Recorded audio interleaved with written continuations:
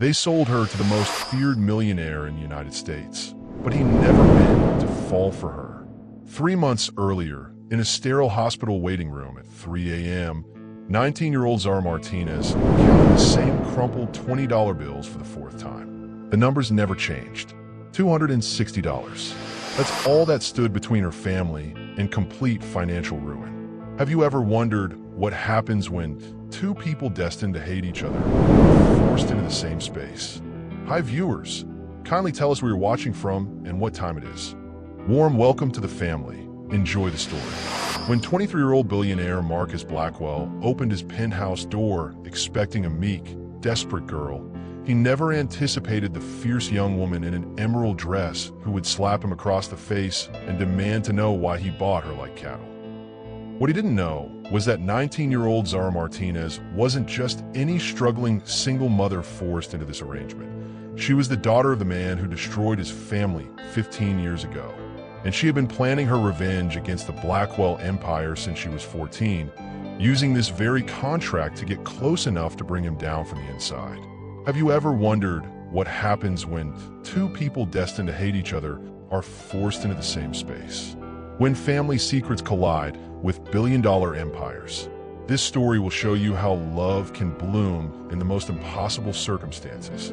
Hit that like button if you're ready to witness a battle of wits that will change everything you think you know about revenge and redemption. Let me take you back to where this explosive confrontation began. 3 months earlier, in a sterile hospital waiting room at 3 a.m., 19-year-old Zara Martinez counted the same crumpled $20 bills for the fourth time.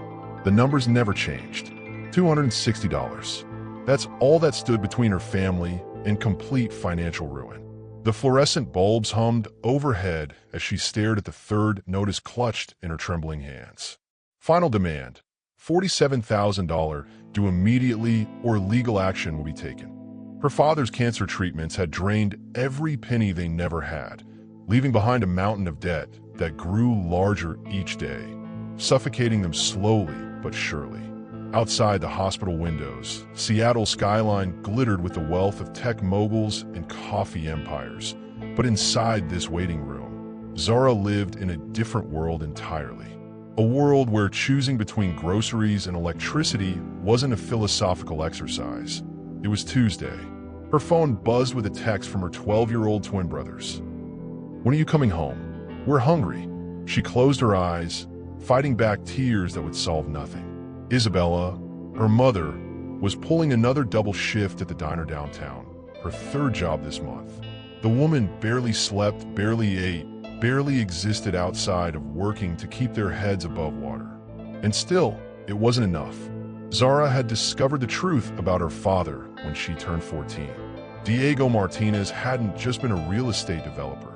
He'd been a destroyer of families, using legal loopholes and corrupt officials to steal people's homes and dreams. The irony wasn't lost on her that now his own family was drowning in debt, paying for his sins with compound interest. She'd spent the last 5 years researching every family her father had ruined, every life he'd shattered in his pursuit of quick profits. The Blackwell family topped that list. Marcus Blackwell's father had built a small construction company with his bare hands, only to watch Diego Martinez destroy it through fraudulent contracts and bribed inspectors. The man had taken his own life rather than face bankruptcy and homelessness. Miss Martinez, Zara looked up to see a man in an expensive suit, his silver hair perfectly styled despite the late hour. Everything about him screamed money, from his Italian leather shoes to the gold watch that probably cost more than her family's annual income. "I'm Jonathan Whitmore, attorney with Cromwell and Associates. I believe we can help each other." He placed a thick manila envelope on the scratched waiting room table. "My client wishes to remain anonymous, but he's prepared to pay all your family's medical debts, plus a substantial living allowance, in exchange for a 1-year employment contract." Zara's fingers hovered over the envelope. What kind of employment? Personal assistant to a young businessman. Room and board provided, full benefits, and complete debt forgiveness upon contract completion. She knew it sounded too good to be true. Nothing in life came without a price, especially not for people like her. But as another text arrived from her brothers, the electricity got turned off. Zara realized she was out of choices. "What aren't you telling me about this job?" The lawyer's smile never reached his eyes. "Everything you need to know is in the contract, Miss Martinez. The question is, how desperate are you?" 47 floors above downtown Seattle, Marcus Blackwell ended a video conference that had just netted his company another $2.3 billion in artificial intelligence acquisitions. At 23, he commanded boardrooms full of executives with decades more experience, and they listened because his track record spoke louder than their doubts. The floor-to-ceiling windows of his corner office offered a view that most people would kill for, but Marcus barely noticed the city lights below. Success had become routine, just another series of calculated moves in an endless game where emotions, reliabilities, and trust was a luxury he couldn't afford. His assistant knocked and entered without waiting for permission, a privilege earned through 3 years of unwavering loyalty. "The contract you requested has been finalized, Mr. Blackwell." The young woman signed this morning. Marcus accepted the folder without looking up from his multiple monitors. "Background check complete?" "Yes, sir." Zara Martinez, 19 years old, no criminal record, currently caring for twin brothers while her mother works multiple jobs. Father deceased, Diego Martinez. That name hit Marcus like a physical blow. His fingers tightened on the folder until his knuckles went white. Diego Martinez. The man who had systematically destroyed his father's construction business through fraudulent contracts and corrupt city officials. The man whose greed had driven James Blackwell to hang himself in their garage rather than face his family's homelessness. Marcus had been 8 years old when he found his father's body. "Sir, are you all right?" He forced his breathing to steady, his expression to remain neutral. Emotions were weaknesses, and weaknesses were exploited. He'd learned that lesson carved in blood and grief. "When does she arrive?" "Tomorrow evening, sir." "Shall I prepare the guest suite?" Marcus stared at his reflection in the darkened window. 23 years old, worth more money than most small countries, and he still woke up some nights hearing the garage door creak in the wind. His mother had never recovered from finding her husband that way. The bottle became her closest companion, and Marcus had raised himself from that point forward.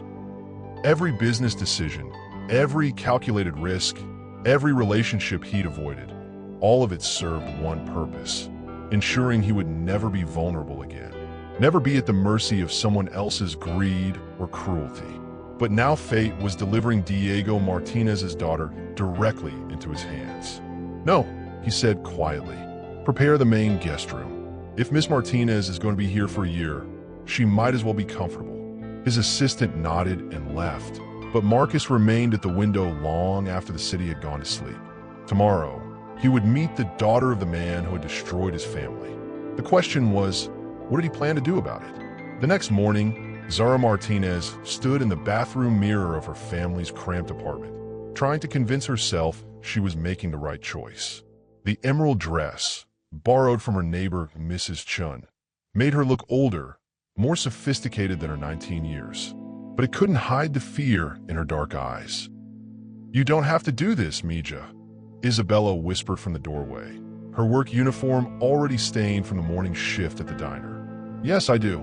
Zara turned from the mirror, her jaw set with determination that reminded Isabella painfully of Diego in his younger days. "The twins need stability. You need rest.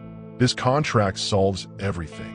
What she didn't tell her mother was that she'd spent the night researching her anonymous employer. The contract had been deliberately vague, but Jonathan Whitmore's law firm specialized in representing tech billionaires. Cross-referencing the penthouse address with property records had led her to one name: Marcus Blackwell, the son of James Blackwell, the boy whose father had taken his own life after Diego Martinez destroyed their family business. Zara had memorized every detail of that case filed years ago. James Blackwell had been an honest contractor, building affordable housing for working families until Diego's fraudulent permits and bribed inspectors brought everything crashing down. The man had chosen death over seeing his family homeless and broken. Now his son was worth billions, and somehow He'd arranged for Diego's daughter to become his, what? Employee? Prisoner? Revenge fantasy? 20 minutes across town, Marcus was having his own crisis of conscience. He'd barely slept, alternating between fury and something that might have been anticipation. His enemies clearly expected this arrangement to destroy him psychologically, forcing him to own the daughter of his family's destroyer. They probably expected him to torment her, to use his power to make her suffer for her father's crimes. They didn't understand that Marcus had spent 15 years learning to compartmentalize pain, to separate business from personal vendettas. This was just another transaction, another test of his emotional control. Except when he closed his eyes, he kept seeing that photo from her file. Zara Martinez didn't look broken or desperate. She looked fierce, intelligent, and utterly unafraid. Nothing like what he'd expected from someone backed into this kind of corner. His phone buzzed with a text from building security. Miss Martinez has arrived. Marcus straightened his tie, smoothed his expression into the mask of cold professionalism that had served him well in countless high-stakes negotiations. Whatever happened next, he would remain in control. Emotions were liabilities, and he'd learned that lesson too well to forget it now. But as the elevator climbed toward his penthouse, carrying Diego Martinez's daughter to face James Blackwell's son, neither of them could have predicted that their carefully constructed walls were about to meet an unstoppable force. Marcus opened the penthouse door, expecting to see fear, desperation, maybe even tears. Instead, he found himself staring into the most furious pair of dark eyes he'd ever encountered. Zara Martinez stood in his doorway like a warrior preparing for battle, her emerald dress vibrant against the sterile white of his hallway. She was smaller than he'd expected, barely reaching his shoulder, but she radiated a kind of controlled rage that made the air between them crackle with tension. "You must be." The slap across his face cut off his words and sent his head snapping to the side. The sound echoed through the marble foyer like a gunshot. "Don't you dare pretend this is a normal business meeting," she hissed, pushing past him into the penthouse. "I know exactly who you are, Marcus Blackwell, and I know exactly why you bought me like cattle at auction." Marcus touched his cheek, more surprised than hurt. In 15 years of ruthless business dealings, no one had ever laid a hand on him. "I didn't buy anything. You signed an employment contract." "Employment?" Zara whirled around, her voice rising. "Is that what you call it when you pay someone's debts in exchange for owning them for a year? When you force a desperate family into a contract they can't afford to refuse?" "I forced nothing. You had a choice. Between homelessness and this? That's not a choice. That's extortion disguised as charity." Marcus studied her face, looking for the cracks in her armor. Most people who entered his world were either intimidated by his wealth or eager to benefit from it. Zara Martinez seemed immune to both reactions. If anything, his money appeared to disgust her. "Your father destroyed my family," he said quietly, testing her response. "My father destroyed a lot of families." Her voice didn't waver, including his own. "But I'm not Diego Martinez, and you're not your father. So what exactly do you think you're accomplishing here?" The honesty caught him off guard. He'd expected denials, excuses, maybe even ignorance about her father's crimes. Instead, she acknowledged the truth with a directness that left him momentarily speechless. "I'm not sure yet," he admitted. "Well, let me help you figure it out." Zara stepped closer, close enough that he could see the gold flecks in her brown eyes. "You think having Diego's daughter under your roof will somehow balance the scales? That making me serve you for a year will ease the pain of losing your father?" Marcus felt his carefully constructed composure slipping. "You don't know anything about my pain. I know you found his body when you were 8 years old. I know your mother never recovered. I know you spent 15 years building walls so high that you've forgotten what it feels like to let someone in." Zara's voice softened slightly. "But I also know that revenge doesn't heal anything. It just creates more wounds. How do you? Because I've spent 5 years planning my own revenge against the Blackwell Empire. And standing here now, looking at you, I'm starting to realize we're both just victims of dead men's choices." The admission hung between them like a confession, Marcus stared at this young woman who'd just shattered every assumption he'd made about their encounter. She wasn't a victim or a pawn in someone else's game. She was his equal, and that terrified him more than anything else ever had. The silence stretched between them until Marcus gestured toward the living room's leather couches. "We should talk." Zara remained standing, her arms crossed defensively. "About what? How you're going to make me pay for my father's crimes? Or how I plan to destroy your company from the inside?" "Both, apparently." Marcus moved to the floor-to-ceiling windows, putting distance between them. "Tell me about your revenge plan." "Why? So you can use it against me?" "Because I want to understand who I'm dealing with." Zara studied his profile.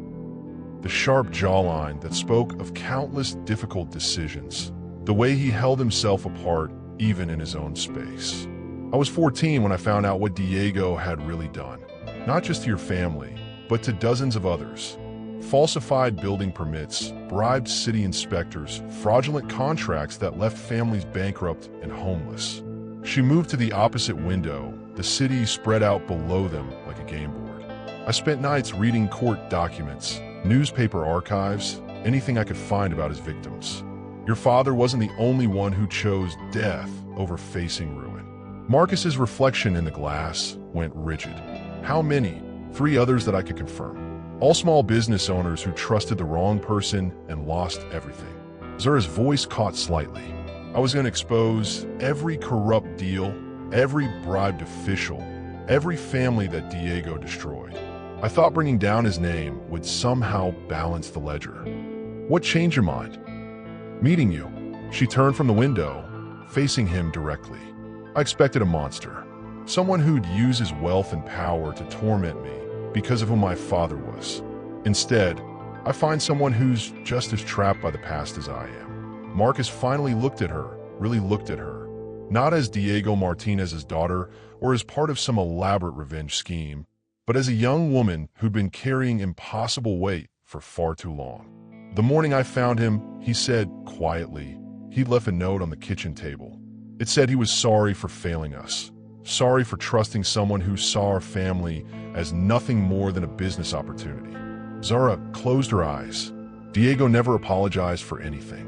Even when he was dying, even when the medical bills were crushing us, he maintained that business was business, that emotions were weakness. "Maybe that's why we're both here," Marcus said, "trying to feel something other than anger about things we couldn't control. Or maybe your enemies knew exactly what they were doing when they arranged this." Zara gestured between them. "Put the two of us in the same space. Let old wounds tear us apart, and watch your empire crumble from the emotional fallout." Marcus hadn't considered that possibility, but it made sense. "Then what do you suggest we do about it?" "I don't know yet, but I'm tired of living in my father's shadow. And you?" She looked at him with something that might have been understanding. "You're tired of being afraid." The observation cut deeper than her slap had, because it was absolutely true.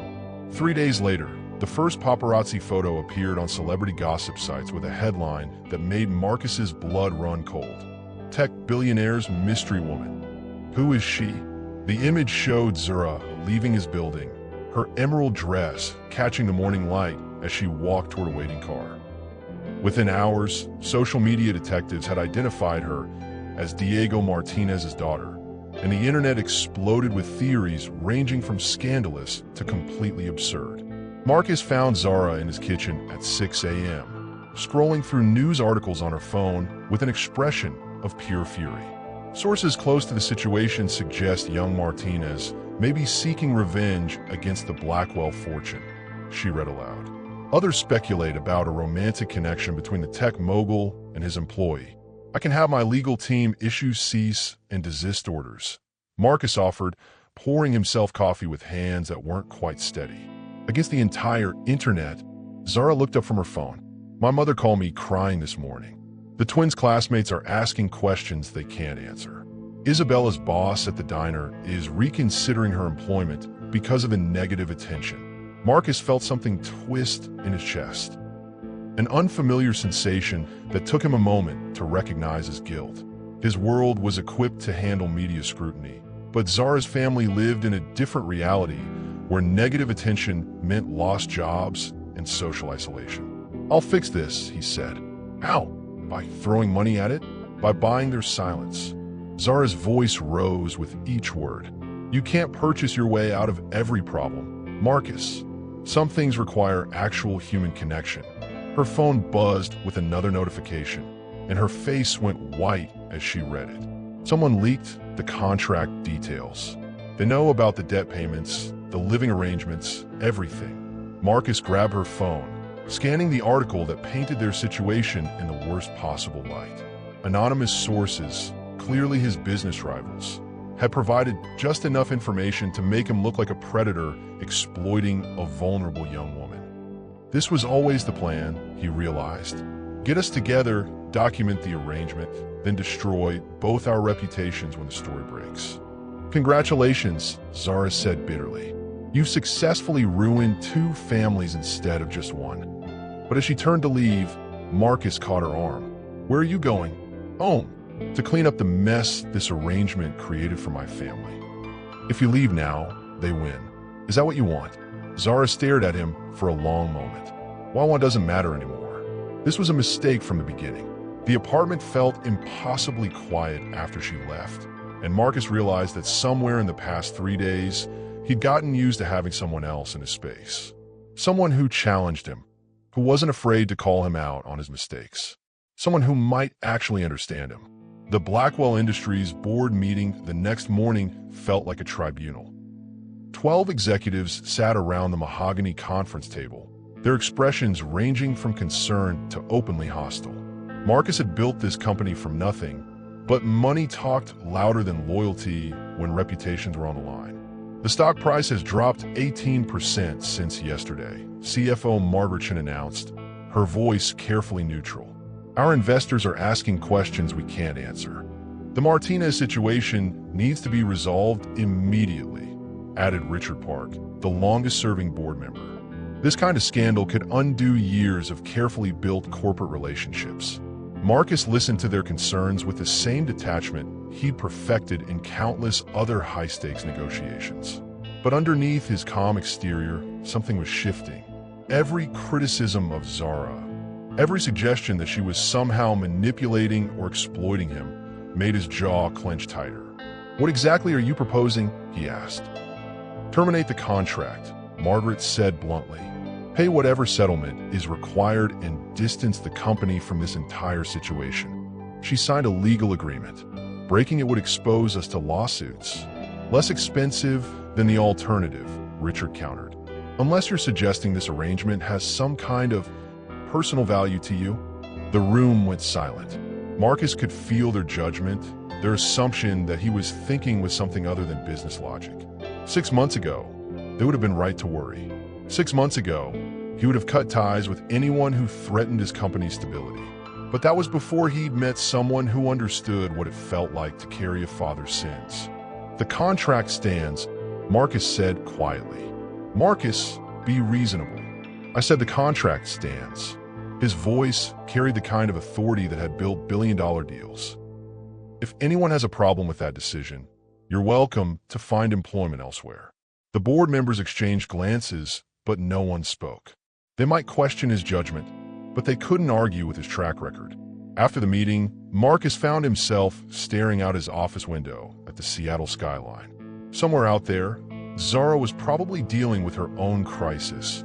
Reporters calling her family, neighbors asking uncomfortable questions, social media trolls making her life miserable. His assistant knocked and entered. "Miss Martinez is downstairs in the lobby, sir. Security says she's refusing to leave until she speaks with you." Marcus felt something that might have been relief. "Send her up." 5 minutes later, Zara walked into his office looking like she'd barely slept. Her dark hair was pulled back in a severe ponytail, and she wore jeans and a simple black sweater that somehow made her look both younger and more determined. "I've been thinking about what you said," she began without preamble, "about not letting them win. And you're right, running away doesn't solve anything. It just proves they were right to think we'd break under pressure." Marcus studied her face, looking for signs of the fear or desperation that would explain her return. Instead, he found something that looked suspiciously like resolve. So what do you want to do about it? Zara's smile was sharp enough to cut glass. I want to show them exactly what happens when they underestimate us. The threatening message arrived simultaneously on both their phones at 11:47 p.m. This is just the beginning. Back off or face the consequences. Marcus was reviewing quarterly reports in his home office when his phone buzzed.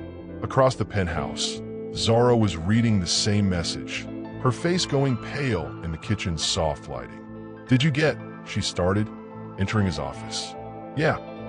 Marcus was already pulling up security footage on his computer. Building security shows nothing unusual, but whoever sent this knew we'd both be here. "They're watching us." Zara moved to the window, then quickly stepped back. "What if they're watching right now?" Before Marcus could respond, the lights went out. Emergency lighting kicked in a second later, casting eerie shadows throughout the penthouse. Then the backup generators failed, plunging them into complete darkness. "Stay calm," Marcus said, his voice steady despite the adrenaline flooding his system. "I have a secure room designed for situations like this." "Situations like what, exactly?" Zara's voice came from somewhere to his left. "Corporate espionage, kidnapping attempts, general billionaire paranoia."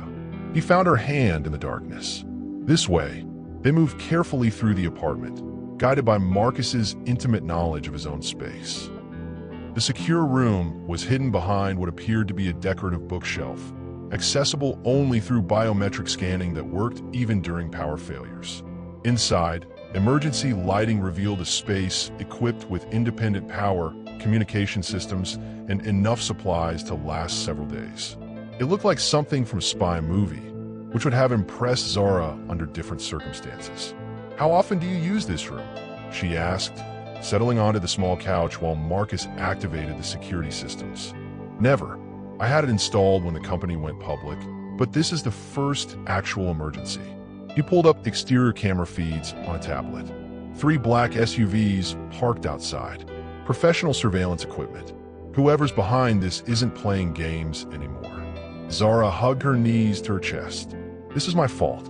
If I hadn't agreed to that stupid contract." "Stop." Marcus looked at her directly. "This started long before you walked into my life. My enemies were looking for a way to destabilize me, and they found one. But that's not your fault, isn't it? I came here planning to destroy you anyway. But you didn't." He moved to sit beside her on the couch.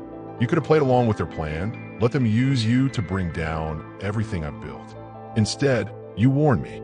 In the close confines of the safe room, Zara could see details she'd missed before. The small scar above Marcus's left eyebrow, the way his hands moved with precise control, even when he was stressed, the fact that his eyes weren't quite as cold as he wanted people to believe. "Why did you really bring me here?" she asked quietly.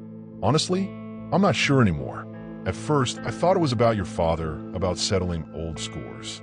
But now," he paused, as if the words were difficult to find. "Now I think maybe I just wanted to meet someone who understood what it felt like to be defined by someone else's mistakes. And do I understand, I mean?" Marcus looked at her for a long moment. "You understand better than anyone I've ever met." Outside, they could hear vehicles moving, doors slamming, the sound of footsteps in the hallway. But inside their hidden sanctuary, something was shifting between them. A recognition that they were no longer just 2 people thrown together by circumstance. They were allies, and maybe, despite everything, they were becoming something more. By morning, the threat had passed, but something fundamental had changed between them. Marcus arranged for additional security, while Zara called her family to check on their safety. The conversation with Isabella was tense, filled with worried questions that Zara couldn't fully answer. "Mama, I can't explain everything right now, but we're safe. The twins are safe. That's what matters. Mija, this man you're working for, he's dangerous, isn't he?" Zara looked across the kitchen at Marcus, who was speaking quietly into his phone with what appeared to be a team of security experts. "Dangerous? Yes, but not in the way her mother feared. It's complicated," she said finally. After ending the call, she found Marcus in his office, staring at multiple computer screens showing security footage from around the city. Dark circles under his eyes suggested he hadn't slept. Any leads on who's behind this? She asked. 3 possible suspects, all business rivals who'd benefit from seeing me destabilized. But proving it is another matter entirely. He rubbed his temples. I'm sorry you got pulled into this. I pulled myself into it the moment I signed that contract. Zara sat across from his desk. But I've been thinking about what happens next. Such as, we can't just wait for the next attack. We need to go on the offensive. Marcus looked up from his screens. What do you have in mind? I know things about my father's business dealings that never made it into official records. Names, dates, financial connections that could expose some very powerful people.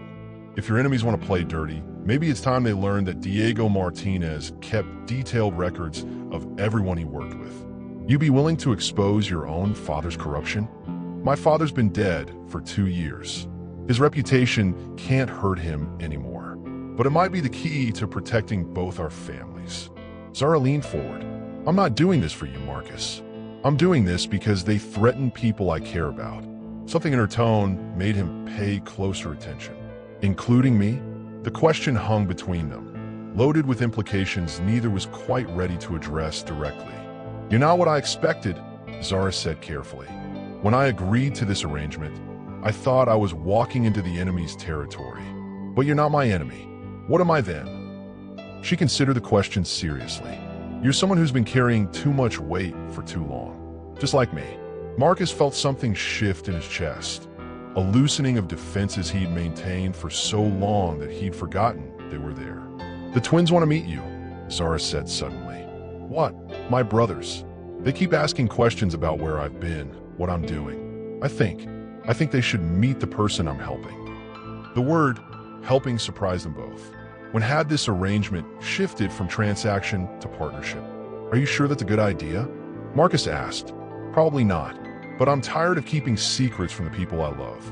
It was the first time either of them had used that word, love, in each other's presence, even indirectly. And it changed everything. The investigative report aired on a Thursday night, primetime television that reached millions of viewers across the country. The journalist, Rebecca Chun, had spent weeks piecing together the story from anonymous sources, leaked documents, and carefully orchestrated interviews.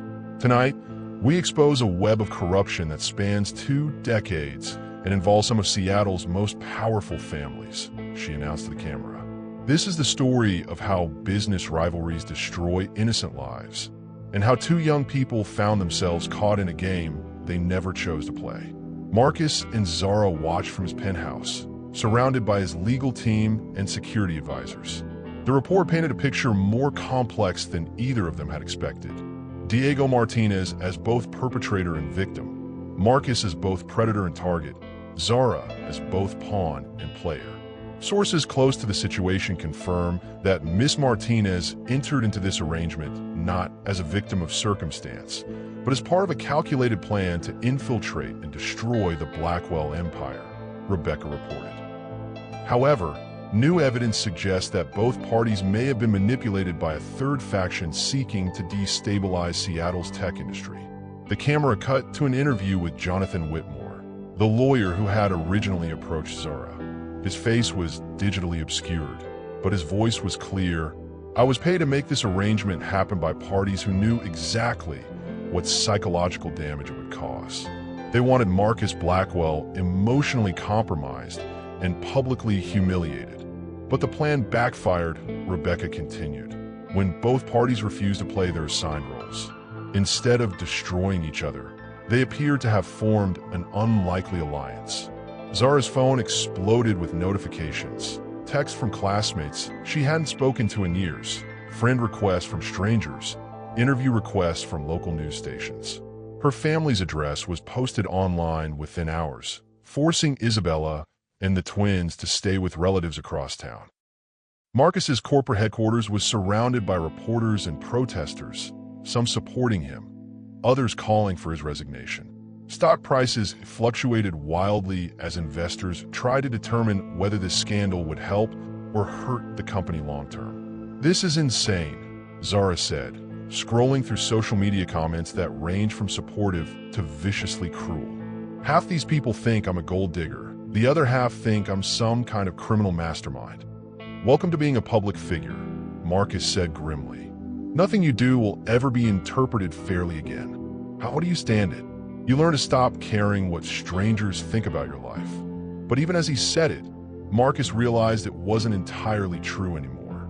3 weeks ago, public opinion had been just another business factor to manage. Now, watching Zara struggle with the invasion of her privacy, he found himself genuinely angry on her behalf. His phone rang. His mother calling from the rehabilitation facility where she'd been trying to get sober for the past 6 months. "Marcus, I saw the news. Is it true? About Diego Martinez's daughter?" "It's complicated, Mom. Bring her to see me. I want to meet the girl who's got my son acting human again." The conversation left Marcus staring at his phone in confusion. Acting human again? Was that how this looked from the outside? "Everything okay?" Zara asked. "My mother wants to meet you." Is that good or terrifying? Marcus considered the question seriously. With her, it's usually both. But looking at Zara's face, tired but determined, vulnerable but unbroken, he realized he wanted them to meet. He wanted the most important people in his life to know each other. When had Zara become one of the most important people in his life? 6 weeks later, Marcus Blackwell stood behind a podium facing 200 journalists and 3 live television cameras. The conference room at the Seattle Grand Hotel buzzed with anticipation as reporters sensed blood in the water. His company's stock had plummeted 40% since news of his arrangement with Zara Martinez broke and the vultures were circling.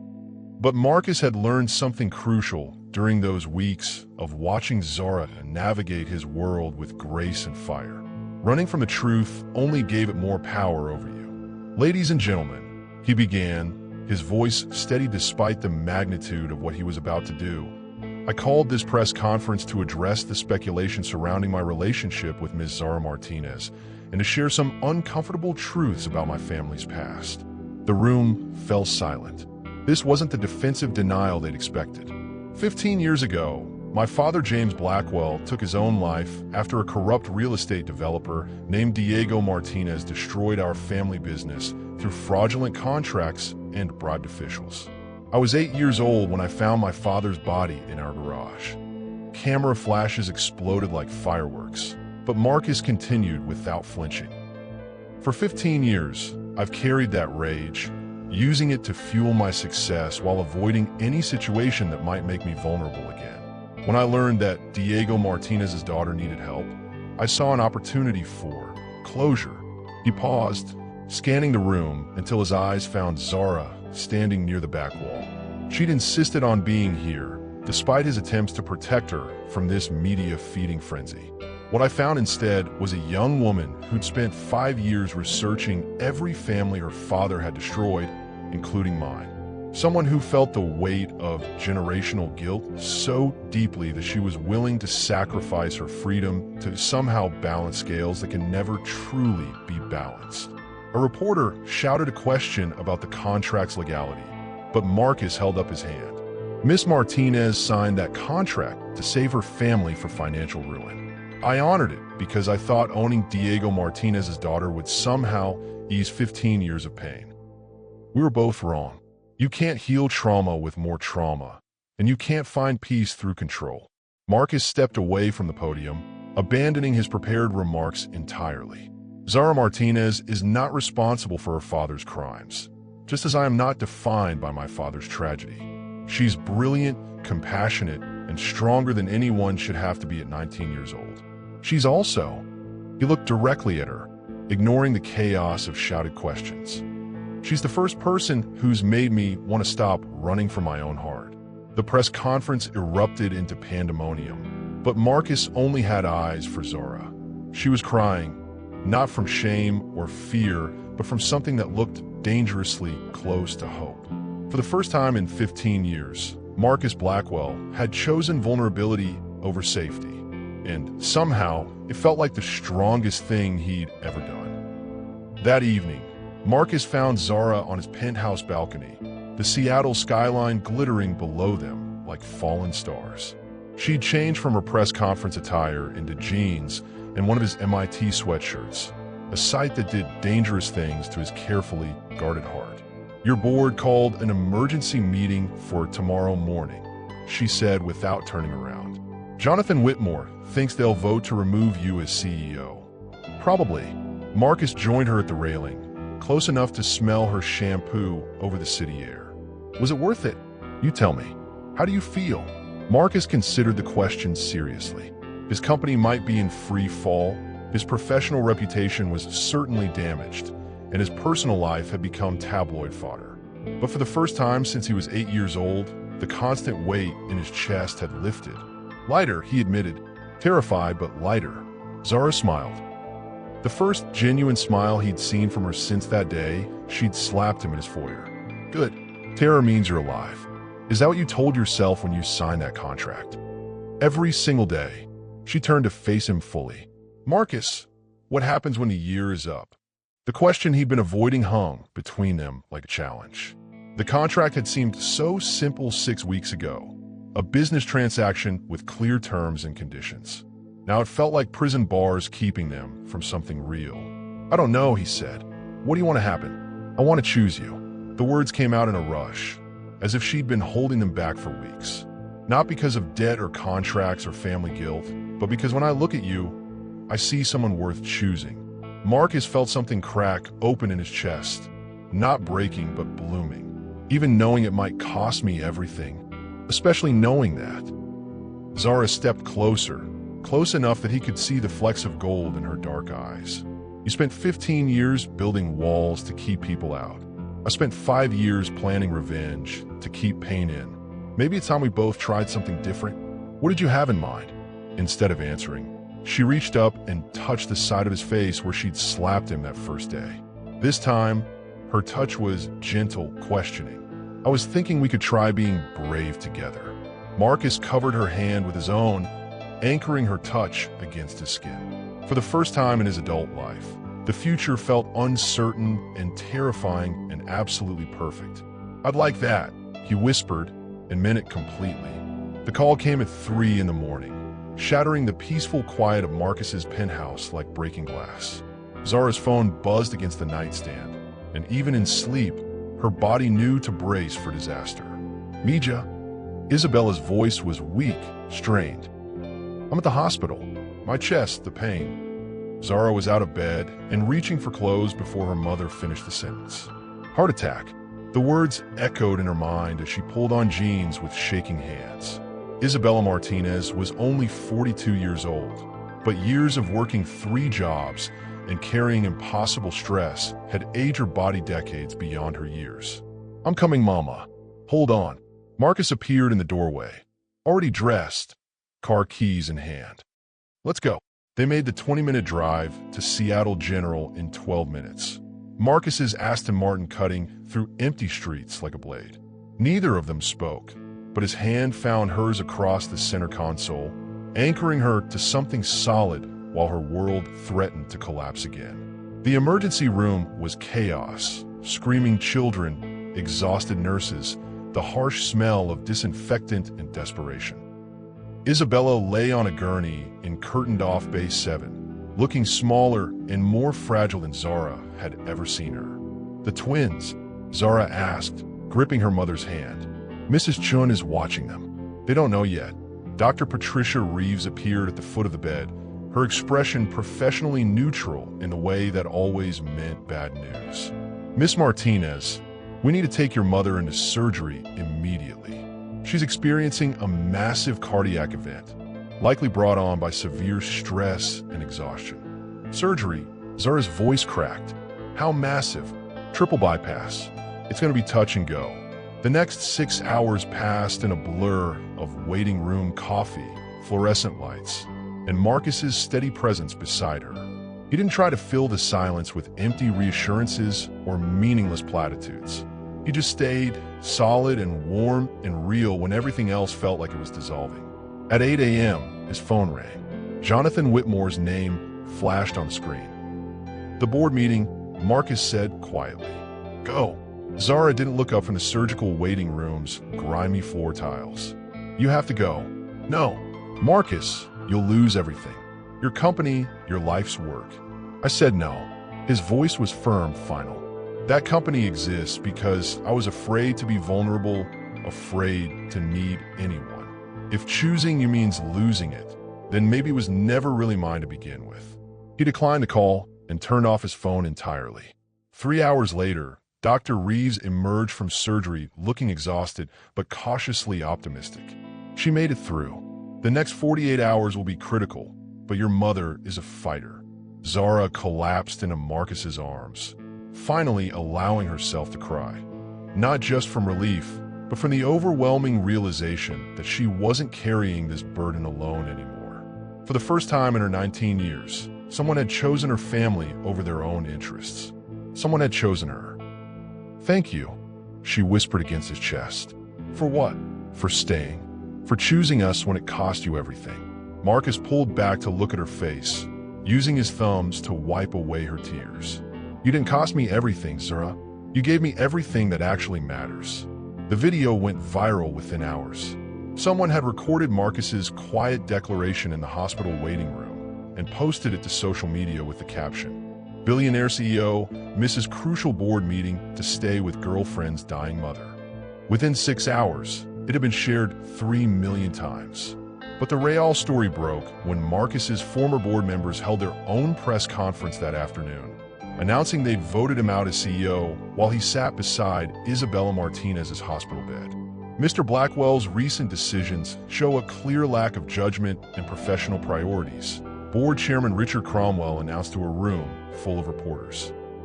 Blackwell Industries requires leadership focused on shareholder value, not personal drama. The backlash was swift and brutal. At Tech Reporter 247, "So choosing love over corporate greed is lack of judgment now?" Got it. At Seattle Mom, "My husband missed our daughter's birth for a client meeting. Wish he had Marcus Blackwell's priorities." At Startup Founder, "This is exactly the kind of leader we need more of. Humanity over profit margins." By evening, #ChooseLove was trending worldwide, and Marcus Blackwell had become an unlikely symbol of authentic leadership in a world obsessed with wealth and power. Marcus himself remained oblivious to the social media storm. He'd spent the day rotating between Isabella's ICU room and the cafeteria, bringing Zara terrible coffee and stale sandwiches while she maintained her vigil beside her mother's bed. "You should check the news," Zara said when he returned with dinner from the hospital's vending machines. "Apparently you're either a romantic hero or a reckless fool, depending on who's talking. What do you think I am?" Zara looked at him, really looked at him. His expensive suit was wrinkled from sleeping in waiting room chairs. His perfectly styled hair was disheveled from running his fingers through it. His 5 o'clock shadow had progressed to actual stubble. He looked nothing like the polished billionaire who'd opened his penthouse door 7 weeks ago. He looked human, vulnerable, real. "I think you're the bravest person I've ever met," she said softly. "Even though I just lost a multi-billion-dollar company, especially because you lost it for the right reasons." Isabella stirred on the bed between them, her eyes fluttering open for the first time since surgery. "Mija, I'm here, Mama." Zara was on her feet instantly, gripping her mother's hand. Isabella's gaze moved slowly to Marcus, taking in his rumpled appearance and exhausted but determined expression. "You stayed?" "Yes, ma'am." "What?" Marcus looked at Zara, then back at Isabella. This woman had worked herself nearly to death trying to pay for mistakes she never made, carrying guilt that belonged to a dead man. She deserved honesty, because your daughter changed my life, because she made me want to be someone worthy of being chosen, and because—" he swallowed hard, the words feeling foreign but absolutely true. "Because I love her." Isabella Martinez smiled for the first time in months. "Good answer." Later that night, as Isabella slept peacefully and the hospital settled into its quiet evening rhythm, Marcus's phone buzzed with a text from an unknown number. Saw the news. "Proud of you, son." Mom, his mother, who hadn't contacted him in 2 years, had been watching. Everyone had been watching. And for once, Marcus Blackwell was glad they'd seen who he really was. 6 months later, Marcus Blackwell stood in the renovated community center that had once been his childhood home, watching Zara teach coding to a room full of teenagers from families just like hers had been. The Martinez-Blackwell Foundation had transformed the house where his father died into something that gave life back to the community. Isabella sat in the front row, fully recovered and glowing with pride as she watched her daughter explain algorithms to kids who'd never imagined technology could be their ticket to a different life. The twins, now 13 and 6 inches taller, helped distribute laptops donated by tech companies whose CEOs have been inspired by Marcus's very public choice of love over profit. You know they're going to change the world, right? Mrs. Chun whispered from beside him. At 78, their former neighbor had become the foundation's unofficial grandmother, making sure every kid had snacks and encouragement in equal measure. They already changed mine, Marcus replied, watching Zara high-five a 12-year-old who'd just written her first line of code. The old Marcus would have seen this room full of disadvantaged kids as a charity obligation, a tax write-off with good publicity potential. The new Marcus, the one Zara had helped him become, saw unlimited potential in every face. The same potential Diego Martinez had tried to crush and James Blackwell had been denied the chance to nurture. After losing Blackwell Industries, Marcus had discovered something unexpected. He was a better entrepreneur without the weight of old trauma holding him back. 3 new companies, all focused on education technology and community development. All profitable, all meaningful. Miss Zara, one of the younger students, waved her hand frantically. Can you show us the part about making games again?